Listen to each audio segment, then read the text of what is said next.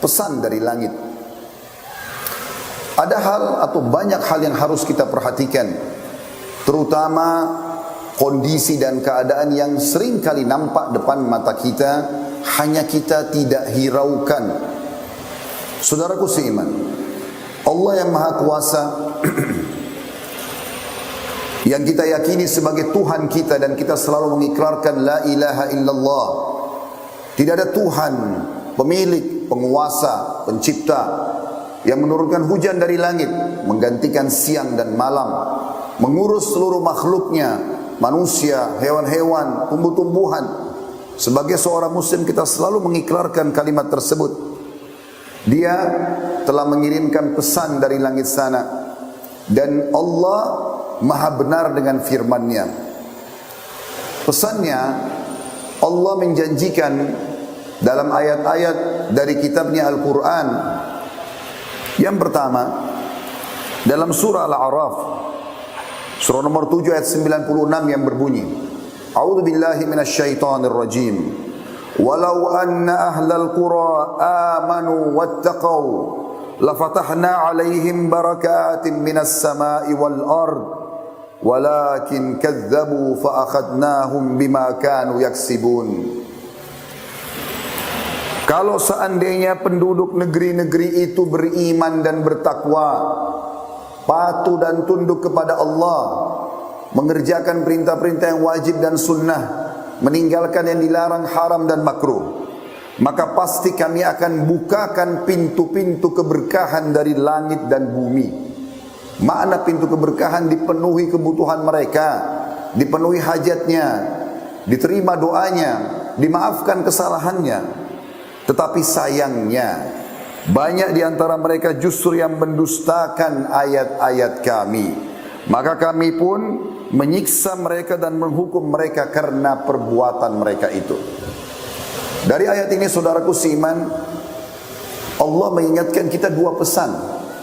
Andai saja kalian semua, hai manusia, beriman kepada Allah, mengikuti perintah-perintah dan menjauhi larangannya, larangan dari dosa yang kecil sampai dosa yang besar, saling mengingatkan, saling mendukung, mengingatkan kalau ada kesalahan dan mendukung kalau perbuatan kebaikan, maka pasti makmur, pasti bahagia, pasti diberikan rezeki dan selamat dari segala macam cobaan. Pesan yang kedua dari ayat ini, tapi kalau berdusta, justru mendustakan nikmat-nikmat Allah, justru bermaksiat, justru saling mendukung dalam dosa, maka pasti kami akan hukum, kata Allah, atas perbuatan mereka itu. Di ayat yang lain, Allah juga mengingatkan dalam surah Hud, surah nomor 11 ayat 117. Bunyinya, A'udzu billahi minasyaitonir rajim. Wa ma kana rabbuka liyuhlikal qura bidzulmin wa ahluha muslihun. Tidak akan pernah, hai Muhammad, Tuhanmu menghancurkan, membinasakan satu negeri, mendatangkan cobaan yang merata, sementara penduduknya melakukan ketaatan-ketaatan. Janji benar dari Sang Pencipta Allah. Ini bukan raja manusia, bukan presiden, tapi Allah Sang Pencipta yang menjanjikan. Andai saja ada nikmat yang sedang kita rasakan, dari kesehatan, dari harta, dari pasangan hidup, dari keturunan, makanan, minuman, air, udara, api, apa saja yang ciptakan kita Allah, yang ciptakan nikmat itu Allah, yang bisa mempertahankan hanya Allah. Kalau ada cobaan yang kita sedang rasakan, sekecil dan seringan sampai seberat apapun, maka yang ciptakan kita Allah, yang ciptakan cobaan tersebut Allah, yang bisa mengangkat dan menghilangkan hanya Allah. Allah mengatakan, hai Muhammad, Tuhanmu tidak akan pernah membinasakan, mendatangkan tsunami, longsor, gempa, semua bencana-bencana alam ke satu penduduk negeri, sementara penduduknya melakukan ketaatan. Artinya, kalau kita menemukan ada fenomena-fenomena ini, berarti ada sesuatu yang kita harus introspeksi diri kita. Kenapa Allah datangkan tsunami? Kenapa gempa? Kenapa bencana? Apa yang sedang kami lakukan ya Allah? Muhasabah, saling mengingatkan satu sama yang lain. Kalau tidak, maka akan terus datang bencana-bencana yang lebih besar. Allah Subhanahu wa taala juga mengingatkan kepada kita di dalam firman-Nya yang lain. Setelah Allah memastikan tidak akan pernah ada penyiksaan kepada setiap orang yang patuh, Allah mengatakan di dalam surah Al-A'raf, surah nomor 7, ayat 97 sampai ayat 100.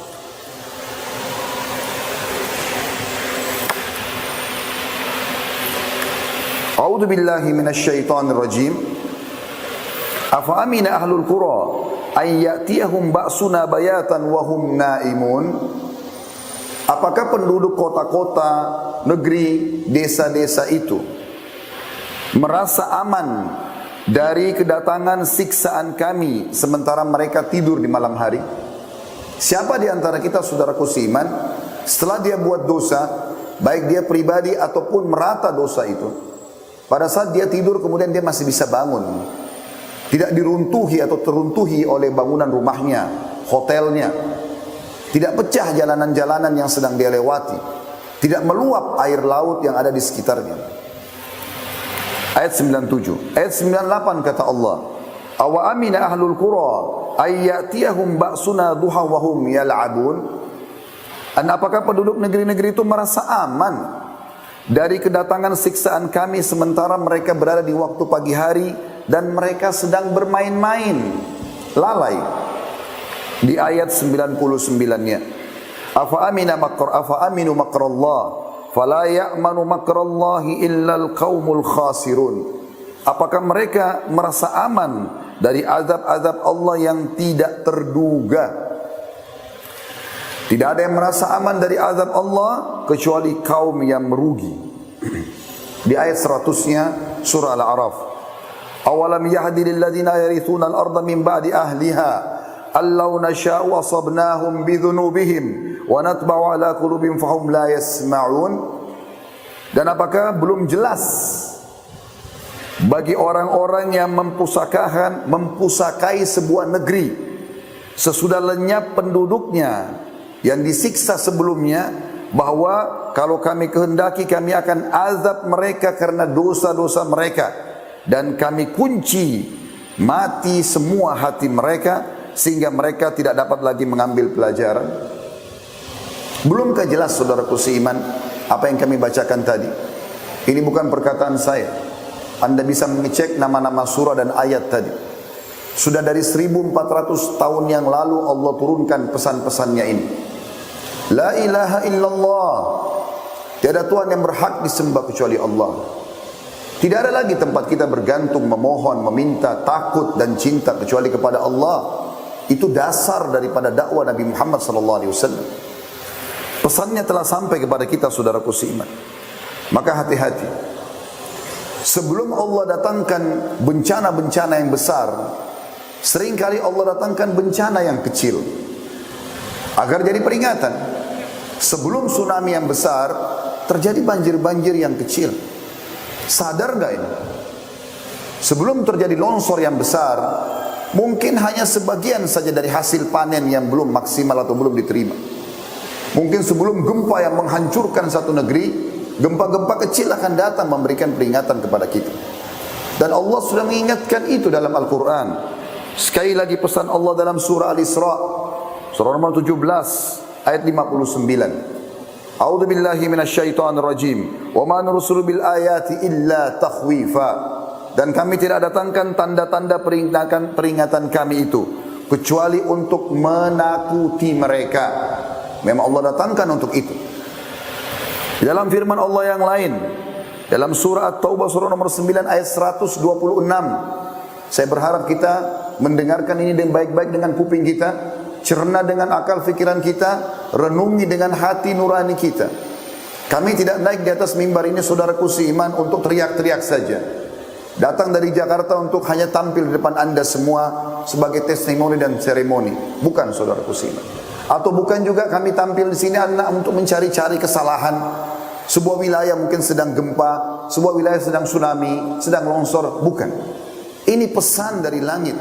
1400 tahun yang lalu Allah berfirman, mari kita sama-sama saling rangkul-merangkul agar bisa selamat dari cobaan-cobaan ini.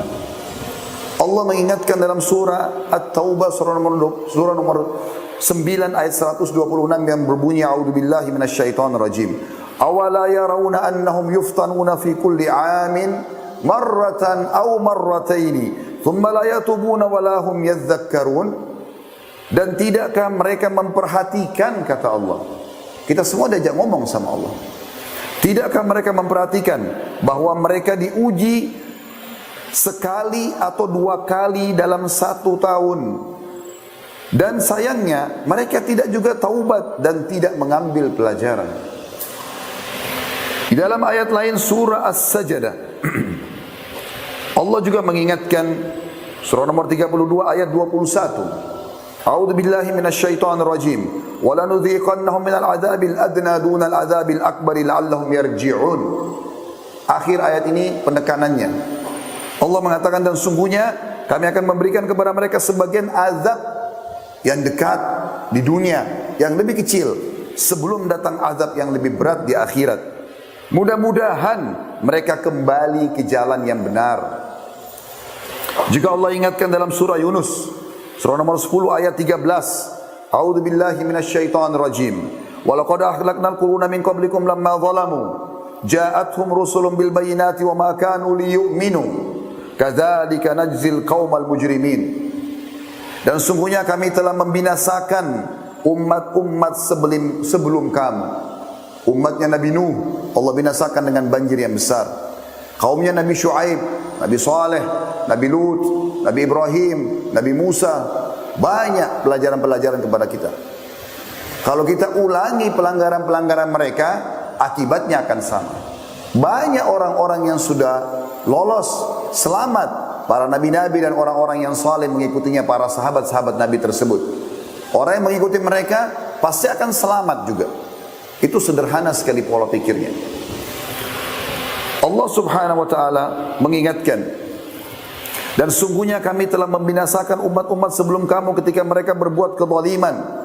Padahal rasul-rasul mereka telah datang kepada mereka dengan membawa keterangan-keterangan yang nyata. Tetapi sekali-kali mereka tidak hendak beriman. Demikianlah kami memberikan balasan kepada orang-orang yang dosa. Rasulullah sallallahu alaihi wasallam, saudaraku seiman, setiap kali melihat mendung saja. Berapa kali kita lihat mendung dalam hidup kita di musim hujan seperti sekarang misalnya. Setiap kali melihat mendung di langit, Rasulullah SAW gelisah, mondar-mandir sana sini.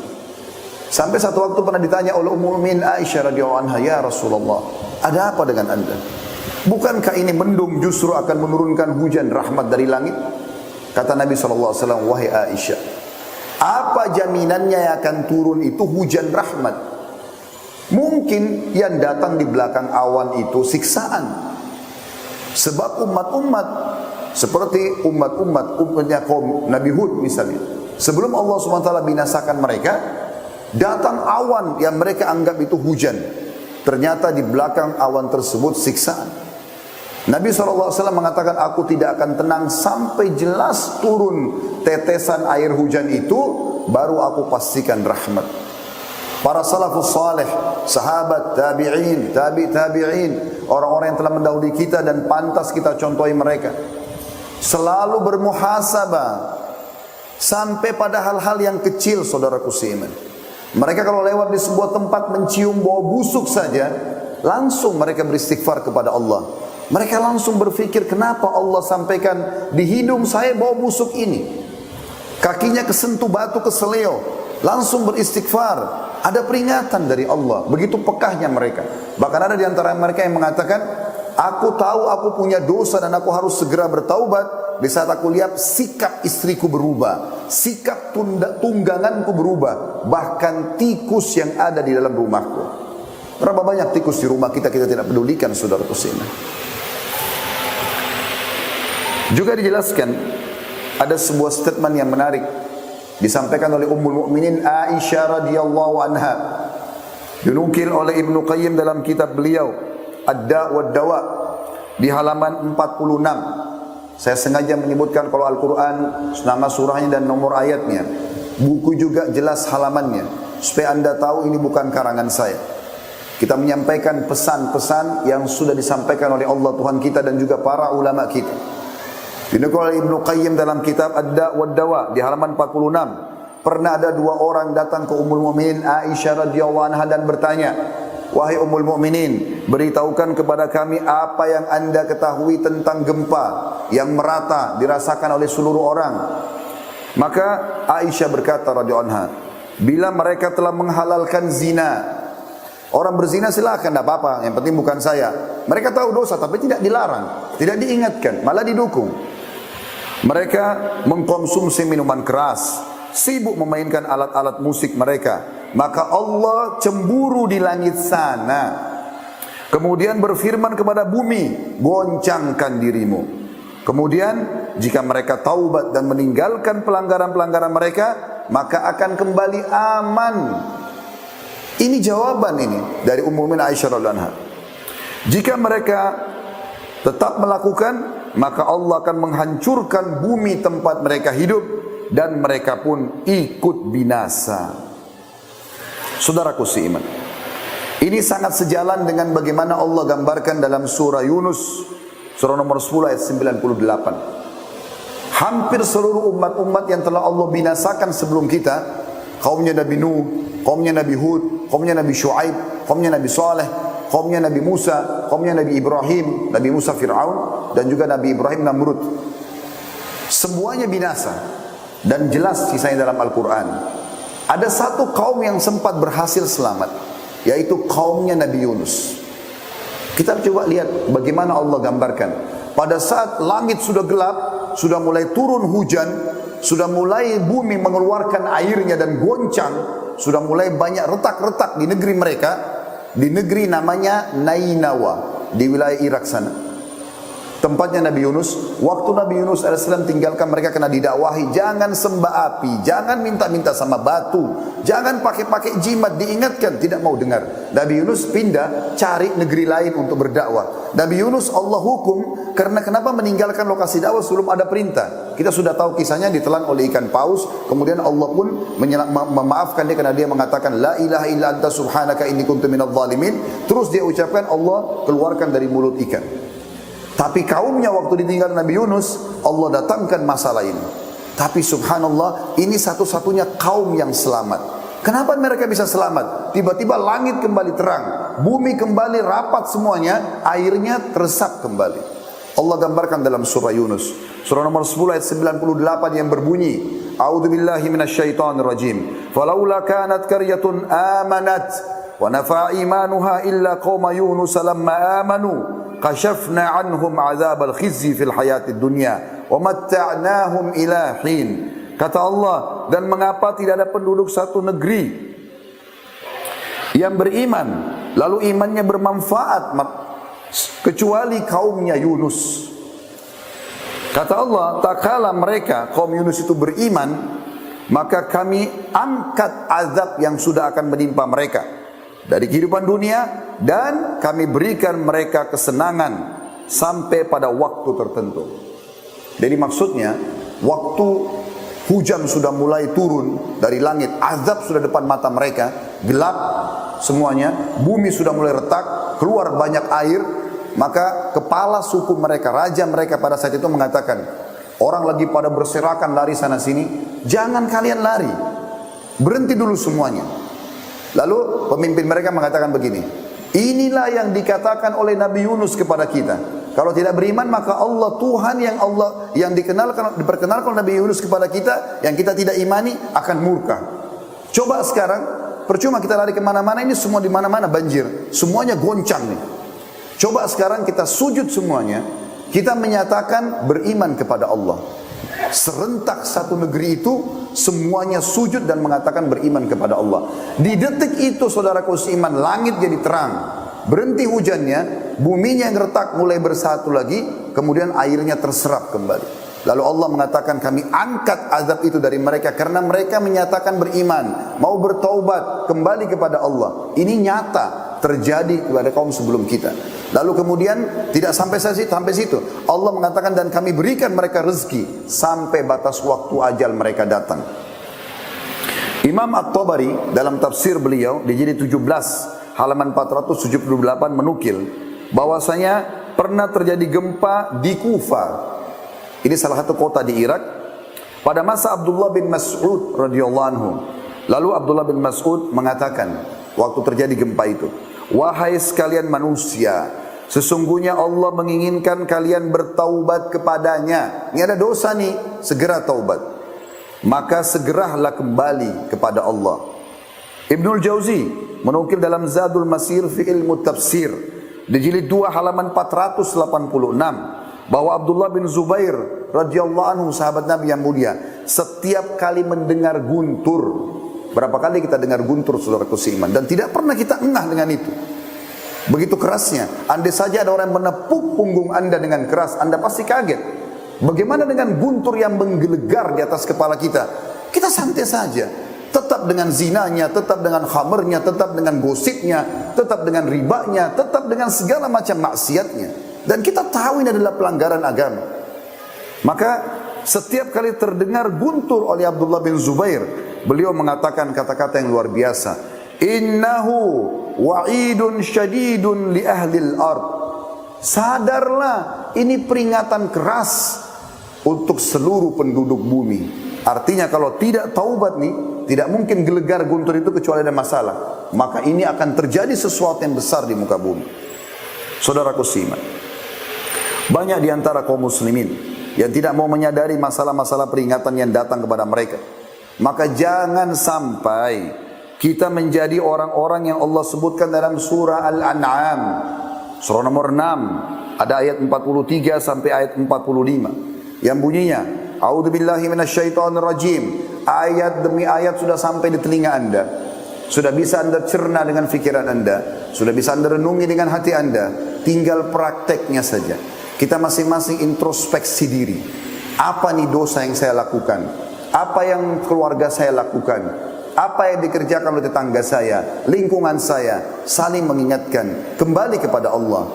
Menjadi orang yang saleh, orang yang saleha indah, jujur, amanah, tanggung jawab, bakti sama orang tua, menikah, meninggalkan semua pelanggaran, bohong, gunjing, fitnah, mencuri, menipu, manipulasi data, segala macam zina, riba dan seterusnya adalah keindahan, kenikmatan. Jangan sampai anda mengatakan atau menyatakan dalam diri anda atau dibisik oleh syaitan, oh saya kalau jadi orang baik maka tidak enak hidup saya tidak dapat rezeki. Ini kedustaan. Di ayat tadi sudah kita bacakan di pertama sekali khutbah kita.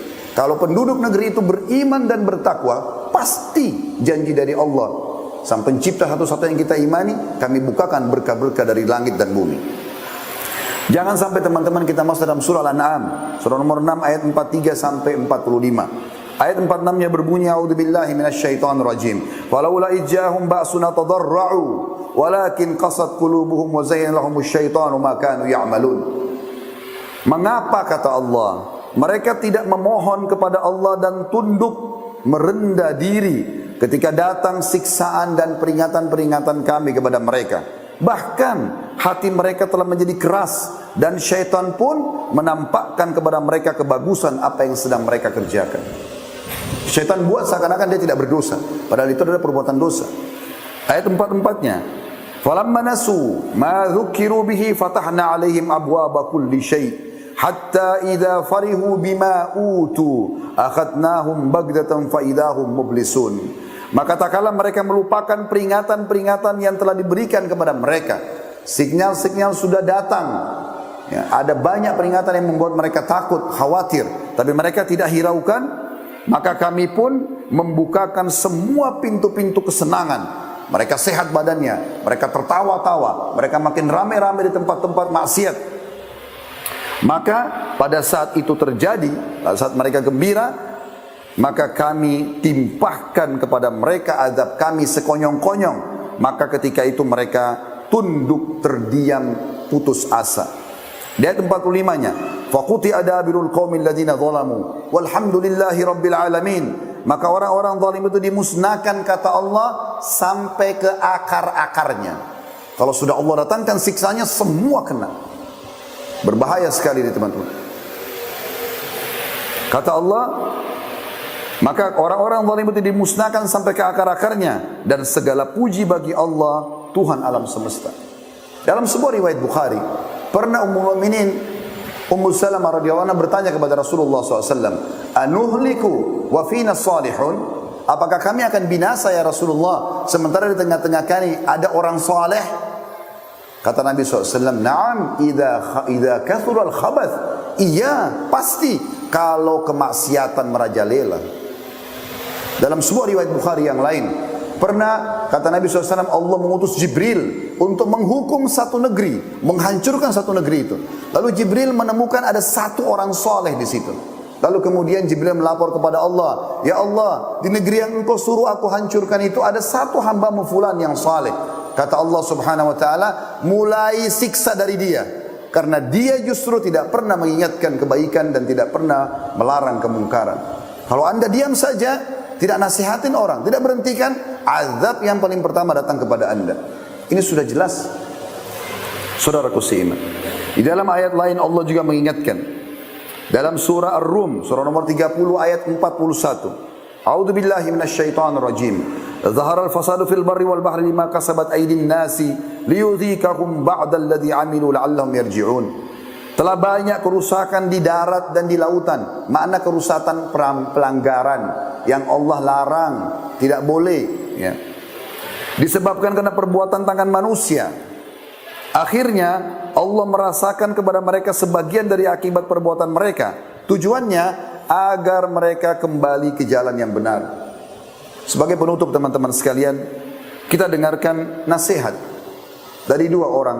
Satu orang sahabat Nabi, Ali bin Abi Thalib radhiyallahu anhu, dan yang kedua dari seorang tabi'in, Qatadah rahimahullah. Ali bin Abi Thalib berkata radhiyallahu anhu, yang aneh adalah orang binasa padahal beserta atau bersamanya keselamatan.